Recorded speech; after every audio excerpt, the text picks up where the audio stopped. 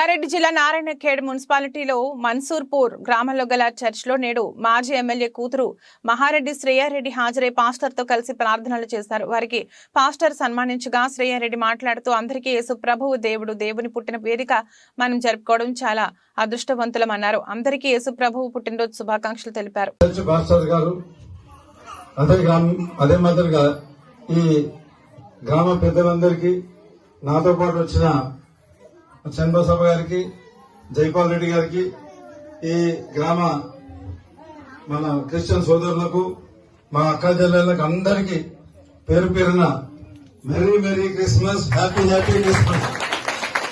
అదే మాదిరిగా మనం కలవము కాబట్టి మన new year, happy new year కూడా ఇప్పుడే మీ అందరు కూడా అడ్వాన్స్ గా తెలియజేస్తున్నాను. మన యేసు క్రీస్తు దయతో